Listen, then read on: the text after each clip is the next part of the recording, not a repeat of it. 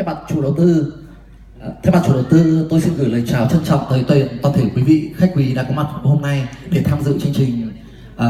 giới thiệu cơ hội đầu tư của sản phẩm FLC Quy Nhơn Beach and Golf Resort của tập đoàn FLC.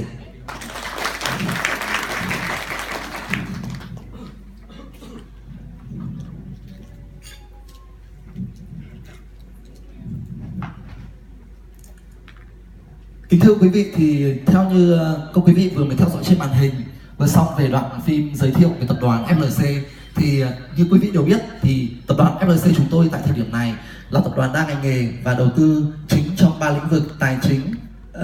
bất động sản và thương mại. Một trong những lĩnh vực chính đầu tư của tập đoàn chính là mảng về